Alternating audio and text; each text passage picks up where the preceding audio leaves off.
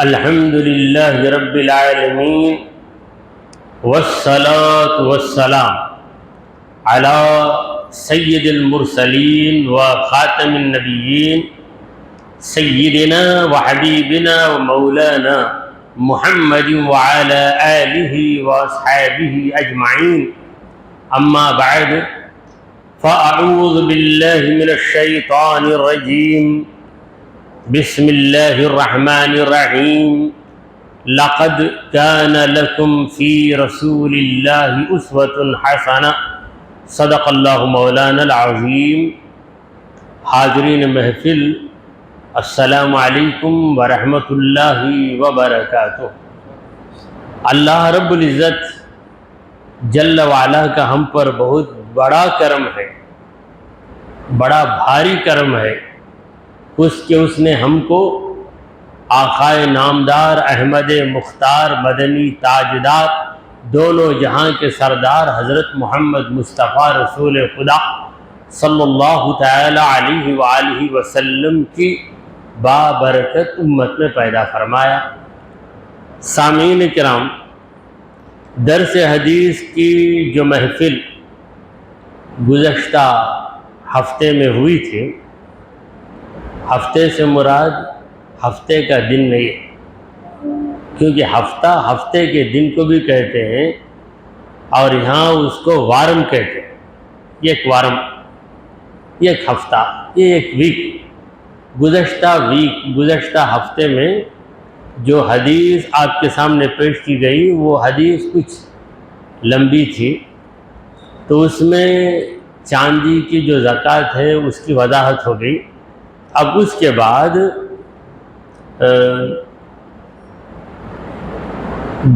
بکریوں کی زکوٰۃ کی بات چل رہی تھی.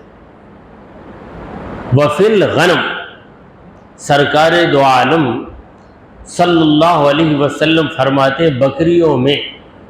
وفی الغنم، غنم کا معنی ہے بکریاں. فی کل 40 شاتن شاتن، 40 بکریوں میں ایک بکری بطور زکوٰۃ نکال. یہ ان لوگوں کے لیے جو بکریاں پالتے ہیں، پرورش کرتے ہیں، جن کے پاس بکریاں زیادہ ہیں، ان کا کام ہے بکریوں کو پالنا. اور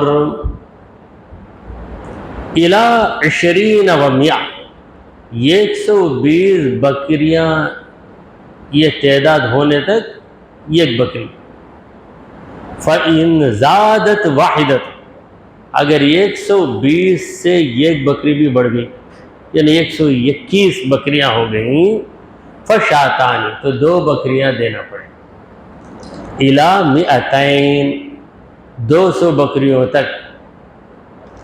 فَإِن زَادَتْ، 200 پر ایک بکری بڑھ گئی، یعنی 201 بکریاں، 200 تک 2 بکریاں، 200 سے ایک بھی بڑھ گئیں، فَثَلَاثُ شِيَاحٍ، تو 3 بکریاں دینا پڑے گا. إِلَى 300، 300 بکریوں تک. اب دیکھیں سرکار دو عالم صلی اللہ علیہ وسلم کس طرح حساب کو سینٹرلائز کر رہے ہیں، یعنی یاد رکھنے میں بڑی آسانی ہو جائے گی. 40 کو 1، 120 تک، 121 سے 2، 200 تک، 201 سے 3، 300 تک. اب پھر فَإِذَا زَادَتْ عَلَى 300، جب بکریاں 300 سے بڑھ جائیں، 301 بکری ہو گئی، فَفِي كُلِّ 100 شاۃ، تو اب اچھی طرح یاد رکھ لو ہر 100 بکریوں پر ایک بکری، یعنی 300 سے 400 تک 401 ہو جائیں تو پھر 400 بکریاں، 501 ہو جائیں تو 500 بکریاں. فَإِن لَمْ تَكُنْ إِلَّا 39، اگر کسی کے پاس صرف 30 پر 9 بکریاں ہیں، 30 پر 9 یعنی 39، صرف 39 بکریاں ہیں، یعنی 40 کا عدد پورا نہیں ہوا، ایک نمبر کم ہو گیا، تو فَلَيْسَ عَلَيْكَ فِيهَا شَيْءٌ، تو ان بکریوں میں تم پر کوئی زکوٰۃ واجب نہیں، یعنی 30 پر 9 تک واجب نہیں. جب 40 ہو جائیں گے تو یہ کہاں تک رہے گا حساب؟ 120 تک. پھر 101 کے ہوتے 200 تک، 201 ہوتے 300 تک، 300 کے اوپر 301 ہوتے ہی 4. تو یہ بڑا آسان حساب ہے. اب وفی البقر، اب گائے کا حساب. گائے کوئی پال رہے ہیں، ان کے پاس 1 گائے 2 گائے ہو تو کوئی حساب نہیں. فی کل 30، ہر 30 گایوں پر، 30 گائے. کسی کے پاس 30 گائے ہیں تو دودھ بھی نکالتا ہے، دے رہا ہے، قیمت پر بھی دودھ بیچ رہا ہے، اپنے رشتہ داروں کو بھی دے رہا ہے. بہرحال گائے اس کے پاس ہے، گائے خانہ بنا کے رکھا ہے. طبیع 30 گایوں پر، 30 گائے ہیں، یعنی 30 cows، 30 گائے ہیں تو گائے کا ایک بچہ، طبیعن کا معنی ہے 1 سال کا بچہ، جسے کہتے ہیں بچڑا. گائے کے بچے کو کہتے ہیں بچڑا، گائے کی بچی کو کہیں گے بچیا، تو بچڑا. تو 1 سال کا مطلب 1 سال پورا ہو کر 1 دن بڑھ جانا. 1+ اگر ایج ہے تو 1 years old. اگر اب دیکھیں شادی کے معاملے میں حکومت کی طرف سے پابندی ہے کہ لڑکی کی شادی 18 برس میں ہو. شریعت کی طرف سے پابندی نہیں ہے، حکومت کی جانب سے پابندی ہے. تو اس پابندی کو اپنانے سے ہماری شریعت میں کوئی خلل نہیں آتا، اس لیے علماء اکرام نے چھوڑ دیا. چلو کچھ بڑا خلل نہیں آتا. تو 18 سال کا مطلب یہ 18 سال کمپلیٹ ہو کر 1 دن ہو جانا. اگر 1 دن بھی کم رہا، مثلاً وہ 10 مئی کو پیدا ہوئی، 10 مئی کے بجائے 9 مئی کو شادی کر دیا تو پھر اس کو یمسی نہیں ملے گا. یمسی کا مطلب کیا؟ میرج سرٹیفکیٹ نہیں ملے گا، باہر آ جائے گا. کمپیوٹر کیا کرتا؟ تھوک دیتا، باہر آ جاتا، تو خود بخود معلوم ہو جاتا ہے کہ تم اتنی کم عمر میں کیوں شادی کر دی. تو میں یہ جو سمجھا رہا ہوں 18 سال کا مطلب 18 مکمل ہو، یہ حساب لوگ آج بتا رہے ہیں، ہمارے آقا نے 1400 برس پہلے بتایا. 1 سال کی گائے کا مطلب 1 سال پورا ہو جائے. یہ 30 گایوں کا حساب ہے. 30 گائے ہوں تو یہ اگر 20 پر 9 رہا، یعنی 29، 20 پر 9 تو زکوٰۃ واجب نہیں. وفی الاربعین مسنہ، اور 40 گایوں کے اندر مسنہ ضروری ہے. مسنہ کا مطلب 2 سال کی گائے، یعنی 2 سال پورے ہو جائیں. 1 سال کی بچی جو گائے کی ہے، 1 سال کی بچہ یا بچی، اسے کہتے ہیں طبیعن. اور 2 سال ہو جائے تو اسے کہتے ہیں مسنہ. یہ طبیعن کا معنی کیا ہے؟ پیچھے پیچھے چلنے والا، پیچھے پیچھے چلنے والا، یعنی تابع رہنے والے کو طبیع کہتے ہیں. تو گائے کا بچہ 1 سال کا ہو جائے تو گائے کے پیچھے پیچھے پیچھے چلتا، اس لیے اس کا نام ہے طبیع. اور مسنن کا معنی عمر والی. 2 سال ہو گئے تو ذرا عمر بڑھ گئی اس کی، اس کا نام مسنتن. یعنی گائے کی بچی، گائے کا بچہ کہیں گے تو کون سا بچہ، کتنی عمر کا بچہ، تو اس کے لیے الگ الگ نام. 1 سال ہو تو اس کا نام طبیع، 2 سال ہو تو اس کا نام مسنہ. پھر حضور اکرم صلی اللہ علیہ وسلم فرما رہے ہیں وَلَيْسَ عَلَى الْعَوَامِلِ شَيْءٌ، یعنی وہ گائے یا وہ بیل. یہ جو بقر کا لفظ ہے، بقر، یہ اس میں جنس ہے. اس میں جنس کا مطلب اس میں دونوں میل فیمیل دونوں آ جاتے ہیں، یعنی گائے پر بھی زکوٰۃ واجب ہے، بھائی لوگوں کو کوئی پال رہا ہے تو اس پر بھی زکوٰۃ واجب ہے، گائے بیل دونوں کی۔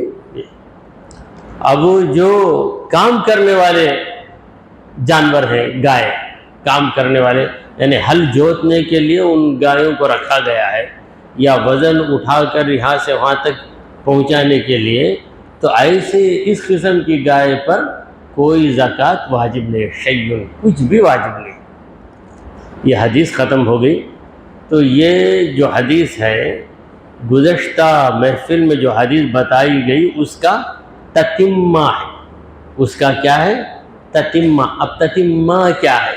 کنٹینویشن، کیونکہ درس حدیث کی محفل ہے، اس میں وہ اردو زبان جو ہمارے ماؤں کی بھی زبان ہے، باپوں کی بھی زبان ہے، اسے ہم بھول گئے، اس کو ذرا ہم یاد دلا دیتے ہیں۔ میں اگر کنٹینویشن کہوں تو بات ختم ہو جائے گی، لیکن اسے تتمہ کہتے ہیں، یعنی جو باقی رہ گیا اسے ہم پورا کر لیتے۔ اب یہ حدیث پوری ہو گئی، اب تازہ حدیث شروع ہو رہی۔ وعن معاذ ان النبی صلی اللہ علیہ وسلم لما وجہه الى اليمن امره ان یاخذ من البقرة من كل 30 تبیعا او تبیعة ومن كل 40 مسنة، رواہ ابو داؤد والترمذی والنسائی والدارمی۔ یہ جو حدیث ہے اسے جو کہ تو میں عربی میں پڑھا ہوں برکت حاصل کرنے کے لیے۔ تو حضرت معاذ رضی اللہ تعالیٰ عنہ اس حدیث کے راوی ہیں۔ معاذ ایک صحابی کا نام، معاذ بہت پیارا نام، یہ نام لوگ رکھتے نہیں۔ اگر کسی جوان کو ہم بتا دیں معاذ رکھو تو فوراً ایکسیپٹ کر لے گا، کیونکہ وہ ناولٹی کا عاشق ہے، نیا نام ہونا، بگڑا ہوا بھی رہو تو پرواہ نہیں۔ تو آج اکثر نام بگڑے رہتے ہیں، کیا کیوں کہاں سے نکالے؟ وہ جال میں پھنس گئے بولتے، وہ جال کیا مطلب؟ نیٹ میں سے نام نکالتے۔ وہ نیٹ میں چڑھانے والا کون رہتا؟ کوئی یہودی، وہ اسلامی ناموں، اسلامی نام، اس نام سے یہ چڑھا جاتا۔ یہ 4 صحیح نام رہیں گے، پھر 10 بگڑے ہوئے نام رہیں گے۔ اب دیکھتے ہیں ہمارے نوجوان کو بڑا شوق آیا تھا، ایسا نیا نام ہے بڑے سے بڑے مفتی کے دماغ میں بھی نہیں آیا نام، میں نیٹ میں پکڑ لیا، آ کے رکھ دیا۔ اس کا معنی رہتا گنہگار، بد شکل، ناپاک، یہ معنی رہتا اس کا، نہیں رکھ دیتا نام، رکھ کے بڑے پیار سے بلاتا بچوں کو، تو نام کا اثر ہوتا ہے۔ ہمارے نبی کریم صلی اللہ علیہ وسلم نام کو بدل دیتے تھے اگر معنی، نام راز دیکھتے رہتے ہمارے حضور، نام کا معنی دیکھتے تھے۔ جیسے ایک صحابی کا نام حزن تھا، حزن کے معنی سخت چٹان، رسول کریم صلی اللہ علیہ وسلم نے کہا کہ حزن نہیں، تمہارا نام سہل رکھ دو۔ سہل کا معنی کیا ہے؟ ہموار زمین، جس پر لوگ آسانی سے چل کر جائیں۔ تو سرکار دو عالم صلی اللہ علیہ وسلم ناموں کو بدل دیتے تھے، کیونکہ نام اس میں بھی اثر ہوتا ہے۔ تب ہر زمانے میں ایک بیماری ہوتی ہے، آج کی ایک بیماری کیا ہے کہ نیا نام ہونا، یہ بیماری، اس بیماری کی وجہ سے لوگ سوچتے کہ ہم کسی مولانا سے پوچھیں گے، گھر میں جو بزرگ ہیں، دادا ہیں، نانا ہیں، ان سے پوچھیں، سو بوڑھے لوگ پرانے نام بولیں گے، ہم کو نیا نام چاہیے۔ تو نئے نام کے لیے نیٹ کھولتے، اس کا نام بھی دیکھیے کیا رکھا ہے، نیٹ۔ نیٹ کے ذریعے ہم پرندوں کو پکڑتے، مچھلیوں کو پکڑتے، تو ویسے ہمارے دشمن ہم کو پکڑ لیتے نیٹ کے ذریعے۔ تو معاذ یہ جو نام ہے اس کو میں بتا رہا ہوں، نام اگر کوئی اپنے بچے کا، کسی کے ہاں لڑکا پیدا ہو، کسی کو نواسا پیدا ہو، معاذ نام رکھ دیجیے، بڑا پیارا نام، اس کا معنی بھی بہت اچھا ہے۔ معاذ کا معنی ہے پناہ میں آ جانے والا، اللہ کی پناہ میں آ جانے والا۔ اللہ تعالیٰ کا نام ہے معیذ، معیذ کا معنی کیا ہے؟ پناہ دینے والا۔ اللہ کا نام معیذ، پناہ دینے والا۔ معاذ کا معنی پناہ پانے والا۔ کتنا اچھا نام ہے معاذ۔ لیکن ہم اس نام کو چھوڑ دیے ہیں، اب رکھیں گے تو نیا نام ہوگا، مقصد بھی پورا ہو جائے گا، نیا نام ہونا، اور پھر اچھا نام بھی مل جائے گا۔ تو حضرت معاذ فرماتے ہیں کہ نبی کریم صلی اللہ علیہ وسلم نے جب انہیں یمن کی طرف بھیجا، یعنی یمن فتح ہو گیا، اسلامی حکومت میں یمن آ گیا، جب یمن میں مسلمان پھیلے تو رسول کریم صلی اللہ علیہ وسلم نے معاذ کو یمن کا گورنر بنایا۔ دیکھیے ڈسپلن، حکومت کیسے قائم کی جائے، پبلک کو کیسے کنٹرول کیا جائے، جرائم پر کیسے قابو پایا جائے، کرائمز کو کس طرح کنٹرول کیا جائے، یہ طریقہ تو لوگ کورس کرنے کے بعد، ٹریننگ لینے کے بعد کرتے ہیں۔ ہمارے نبی نے صحابہ کو اپنی نگاہوں سے سب کچھ سکھایا۔ حضرت معاذ کیا تھے؟ کسی بڑے کالج میں جا کر ڈسپلن سیکھ کر آئے تھے، مگر یمن اتنا بڑا شہر ہے، اسے کنٹرول کرنے کے لیے حضور نے معاذ کو بھیج دیا۔ وہ تربیت نبی کی نظر میں وہ کمال تھا کہ یہ کہ نظر پڑی تو انسان کے خیالات بھی بدل جاتے، احساسات بھی بدل جاتے۔ اسی لیے شاعر کہتا ہے، نہ کتابوں سے، نہ کالج سے، نہ زر سے پیدا، زر یعنی پیسہ، نہ کالج سے، نہ کتابوں سے، نہ کالج سے، نہ زر سے پیدا، دین ہوتا ہے بزرگوں کی نظر سے پیدا۔ بزرگوں کی نظر میں وہ کمال ہے، بزرگوں کی نظر میں وہ کمال ہے، تو نبی کریم صلی اللہ علیہ وسلم کی نظر میں کیا نہیں کمال۔ اور اللہ نے صحابہ کو یہ سکھایا کہ میرے نبی سے تم نظر کی گزارش کرو، یعنی یوں عرض کرو کہ یا رسول اللہ ہم پہ نظر کیجئے، نظر کیجئے۔ یہ کہاں ہے؟ قرآن مجید میں، یا ایھا الذین آمنوا لا تقولوا راعنا وقولوا انظرنا۔ اے مومنو، رسول اللہ صلی اللہ علیہ وسلم کے پاس جب تم بیٹھو، حضور کی بات سنو، کوئی بات تمہاری سمجھ میں نہیں آئے تو یہ نہ کہو کہ راعنا، یا رسول اللہ ہمارا خیال کیجئے، یعنی دوبارہ سمجھائیے، ذرا خیال کیجئے، یہ مت کیجئے، ہمارا لحاظ کیجئے، ذرا ہم کو کنسیڈر کیجئے، ایسا مت کہو، وقولوا انظرنا، کہو یا رسول اللہ ہم پہ نظر کیجئے۔ آپ کو بولنے کی ضرورت ہے، یا رسول اللہ آپ کو بولنے کی ضرورت ہے، آپ نظر کریں گے تو خود بخود بات سمجھ میں آ جائے گی۔ یہ کمال تھا سرکار دو عالم سے، اور آپ کے وارثوں میں بھی یہ کمال ہے۔ فرق یہ ہے کہ حضور کا کمال دریا، تو وارثوں کے اندر اس کا ایک خطرہ، یہ کہ بزرگ کی نظر سے کئی لوگ بس نظر پڑی تو مسلمان ہو گئے، کچھ بھی نہیں سمجھا۔ خواجہ غریب نواز کو لوگوں نے دیکھا تو مسلمان، سمجھانا تو بہت دور کی بات، تو نظر میں وہ کمال۔ تو اب حضرت معاذ رضی اللہ تعالیٰ عنہ کو نبی کریم صلی اللہ علیہ وسلم نے گورنر بنا کر، حاکم بنا کر یمن کو بھیجا۔ کہاں سے؟ مدینے سے یمن کو جا رہے۔ امرہ ان یاخذ من البقرۃ من کل 30 تبیعا، تو حضور اکرم صلی اللہ علیہ وسلم نے حکم دیا حضرت معاذ کو کہ 30 گائیں ہوں تو اس میں 1 سال کا بچہ تم بطور زکوٰۃ لے لو، لے کر غریب کو دے دو۔ 30 گائے کسی کے پاس ہے، کسی مسلمان کے پاس 30 گائے ہیں، تو یہ یعنی بڑی گائے نہیں، گائے کا بچہ 1 سال کا، طبیعن او طبیعت، کیا مطلب؟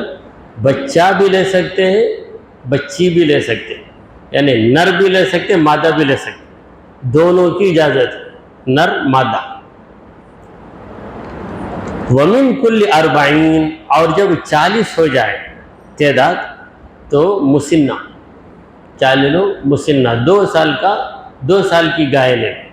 اگر 70 ہے کسی کے پاس تو 40 کے حساب سے 2 سال کا بچہ لے لیں گے، پھر 30 کے حساب سے 1 سال کا بچہ ہے. رواہ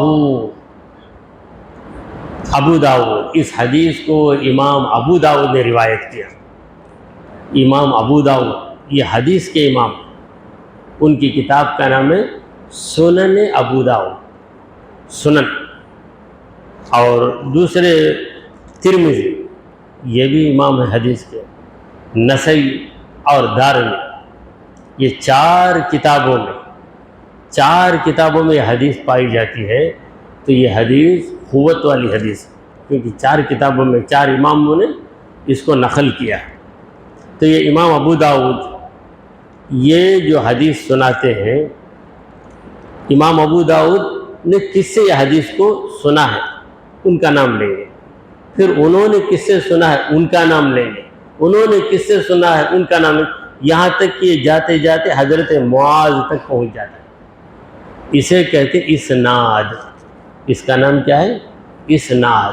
یعنی محدث ابو داؤد یا بخاری، مسلم، ترمذی، ان سے لے کر ان کے استاد کے، جیسے طریقت میں کہتے ہیں شجرہ، طریقت میں شجرہ کہتے ہیں، مگر اصول حدیث میں اس کا نام شجرہ نہیں، اسناد.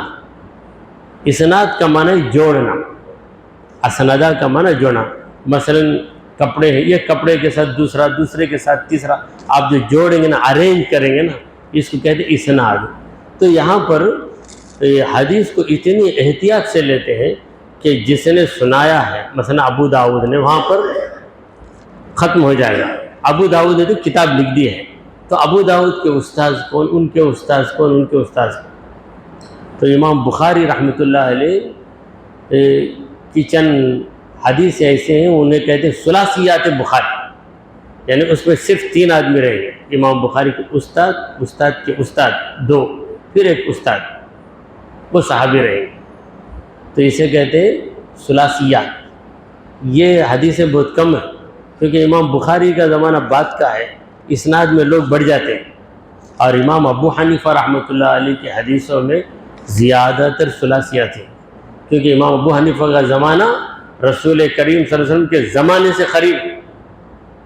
لوگ ہم سے پوچھتے تم لوگ ہاتھ ناف کے نیچے باندھتے حنفی، یہ بخاری میں ہے کیا؟ یہ ہم ابو حنیفہ سے سیکھے. امام ابو حنیفہ کے زمانے میں امام بخاری کے باپ بھی پیدا نہیں ہے. اب امام بخاری کو بطور دلیل تم کیوں مانگتے؟ وہ امام بخاری تو بعد میں آئے. تو ہمارے لیے دلیل امام بخاری کی حدیث نہیں، امام اعظم ابو حنیفہ رحمۃ اللہ علیہ کی حدیث. وہ تو صحابہ کو دیکھیں، 4 صحابہ کو دیکھیں، بہت سے تابعین کو امام ابو حنیفہ رحمۃ اللہ علیہ نے دیکھا ہے. تو امام ابو حنیفہ نے جو حدیث پیش کی کہ ناف کے نیچے ہاتھ باندھنا، بس وہ دلیل کافی ہے. اب بخاری میں ہے کہ اگر پوچھیں گے تو بخاری کا زمانہ بعد والا زمانہ ہے. تو اول صحابی نے کوئی عمل کیا تو صحابی کا وہ عمل، اس کی گواہی بعد والے دے، ایسا تو نہیں کہہ سکتے. تو بہرحال لوگوں کے پاس علم نہیں، کس چیز کے لیے بخاری کا ریفرنس پوچھنا وہ نہیں معلوم. امام بخاری کے بعد کوئی عمل کرنے والا ہے تو اس کے لیے آپ پوچھ سکتے ہیں بخاری میں ہے کیا، کس میں دیکھیں. امام بخاری کے استاذ کے استاذ کے استاد ہیں امام ابو حنیفہ رحمۃ اللہ. امام ابو حنیفہ کے شاگرد ہیں کون؟ امام محمد. امام محمد کے شاگرد ہیں امام شافعی. ان کے شاگرد ہیں امام شافعی کے امام احمد بن حنبل. امام احمد بن حنبل کے شاگرد ہیں امام بخاری رحمۃ اللہ. یہ سب معلومات جو لوگوں کو، بلکہ بعض جاہل اتنا ایسا سمجھتے ہیں کہ امام بخاری امام ابو حنیفہ کے استاد ہیں. اس طریقے سے سمجھ میں بات بیٹھ گئی. دیکھیں بخاری شریف یہ بڑی قابل احترام کتاب، مگر علم کے بغیر بخاری بخاری بولیں گے تو ان کو کیا چڑھ گیا؟ بخاری کا بخار چڑھ گیا. ایک شاعر کہتا ہے کتابیں پڑھیں دینداری نہ آئی، کتابیں پڑھیں دینداری نہ آئی، بخار آ گیا پر بخاری نہ آئی. کہ بزرگوں کی صحبت میں رہ کر کچھ سیکھو تو صحیح بات آئے گی. خود سے سیکھنے کے لیے بڑھیں گے تو نتیجہ کیا ہوگا؟ نتیجہ یہی ہوگا کہ غلط بات دماغوں میں آ جائے گی۔ تو حضور اکرم صلی اللہ علیہ وسلم نے یمن کی طرف بھیجا، کسے بھیجا؟ حضرت معاذ رضی اللہ عنہ کو، کہ وہاں جاؤ، وہاں پر اسلامی قانون کو قائم کرو۔ اور اس وقت حکم دیا کہ اے معاذ، وہاں دیکھو کسی کے پاس 30 گائے ہیں تو تم 1 سال کی گائے لے لو بطور زکوٰۃ، اگر 40 ہیں تو 2 سال کی لے لو۔ تو یہ محدثین کے نام میں بتا رہا تھا، ابو داؤد، ترمذی، نسائی اور دارمی۔ چلیے ایک اور حدیث آپ کے سامنے عرض کر دیتا ہوں۔ وعن انس قال قال رسول اللہ صلی اللہ علیہ وسلم المعتدی فی الصدقۃ کمانعها رواہ ابو داؤد والترمذی۔ اس حدیث کے راوی ہیں حضرت انس رضی اللہ عنہ، راوی روایت کرنے والے، حدیث کو روایت کرنا یعنی حدیث کو نقل کرنا، حدیث کو رپورٹ کرنا۔ تو جو حدیث کو روایت کرتے ہیں ان کو ہم راوی کہتے ہیں، انگریزی میں کہیں گے رپورٹر۔ تو حضرت انس کہتے ہیں کہ اللہ کے رسول صلی اللہ علیہ وسلم نے فرمایا کہ المعتدی فی الصدقہ، زکوٰۃ میں ظلم کرنے والا، کا مانع الزکوٰۃ، کا مانعہا، زکوٰۃ کو روکنے والے کی طرح۔ اب زکوٰۃ میں ظلم کرنے کا مطلب کیا؟ زکوٰۃ میں ظلم کرنا یعنی حد سے بڑھ جانا، حد سے بڑھ جانا، کراسنگ دا لیول یا going beyond the limit, limit کو پار کر دینا۔ جو ایسا کرے گا وہ زکوٰۃ روکنے والے کی طرح ہے۔ تو اس کا ایک بیان یوں ہے، اس کی وضاحت یہ ہے کہ اس زمانے میں زکوٰۃ وصول کرنے کے لیے حکومت کی طرف سے لوگ مقرر تھے، اسٹاف مقرر تھا۔ ان کا کام یہ تھا کہ مالدار کون ہے ان کے پاس جانا اور ان کی دولت کا حساب لگا کر ان سے زکوٰۃ وصول کرنا۔ اس مالدار سے ہی پوچھنا تمہارے پاس کتنا سونا ہے، کتنی چاندی ہے، دینار و درہم، پیسے، کرنسی ہے کتنے ہیں، اور تجارت کی چیزیں کیا ہیں، پوچھ کر حساب لگا کر ان سے زکوٰۃ وصول کر کے لائیں گے اور رسول کریم صلی اللہ علیہ وسلم کے پاس دے دیں گے۔ یہ حضرت عمر کے دور تک ایسا ہی تھا۔ پھر جب لوگ بہت زیادہ ہو گئے اور یہ زکوٰۃ وصول کرنے والوں کا ظلم بھی زیادہ ہو گیا، تو حضرت عثمان غنی رضی اللہ عنہ نے اجازت دے دی کہ کوئی زکوٰۃ اپنے رشتہ داروں کو دیتا ہے تو دے سکتا ہے۔ ایک نظام کے لیے یہ چیز رکھی گئی۔ اب اس نظام پر کنٹرول کرنا بھاری ہو گیا، تو یہ لوگ جو زکوٰۃ وصول کرنے کے لیے جاتے ہیں ان کو عامل کہا جاتا ہے، العامل علی الزکاۃ، زکوٰۃ وصول کر۔ یہ لوگ ظلم کرتے تھے، کسی کے پاس صرف 35 بکریاں ہوں گی، 30 اور 5، اسے زبردستی کر کے تو دینا 40 بکریاں، یا کیا کریں گے لا کر، اس کے پاس 30 اور 5 35 بکریاں ہیں تو کہیں سے لا کر 5 بکریوں کو کھڑا دیں گے، یہ بکریاں ہم تحفے کے طور پر دیتے ہیں۔ تو وہ بیچارہ خوش رہے گا، تحفے کے طور پر دے دیا، 40 ہو گئے، 40 ہو گئے، نہیں دے ڈالے گی، دے دیتا، دینے گا کیا دبا لے، ہمیں 150 بکریاں دے ہمارے، تو بولے دل لگی سے رکھ لیں، وہ بھی لے کے۔ اب زکوٰۃ ہی واجب نہیں ہوئی، خواہ مخواہ اس کے اوپر زکوٰۃ واجب ہونے کی صورت پیدا کر کے زکوٰۃ کی بکری بھی لے کر، پھر اس کے بعد جو بکریاں دیتے وہ تو تیرے بکرے نہ کہاں جا کے خریدا، ہم لا کر کچھ دیر کے لیے چھوڑے تیرے پاس، پھر وہ بھی خرید لینا۔ یہ ظلم چلتا تھا، بعض جگہ یہ ظلم چلتا تھا۔ تو حضور صلی اللہ علیہ وسلم فرماتے ہیں کہ اس طرح اگر ظلم کرتا ہے تو وہ زکوٰۃ وصول نہیں کر رہا ہے، وہ زکوٰۃ وصول نہیں کر رہا ہے بلکہ زکوٰۃ کو منع کرنے والا ہے، روکنے والا ہے۔ رواہ ابو داؤد و ترمذی، اس حدیث کو امام ابو داؤد اور امام ترمذی دونوں نے نقل کیا۔ چلیے ایک اور حدیث آپ کے سامنے عرض ہے۔ وعن ابی سعید الخدری ان النبی صلی اللہ علیہ وسلم قال لیس فی حب ولا تمر صدقۃ حتی یبلغ خمسۃ اوسق، رواہ النسائی۔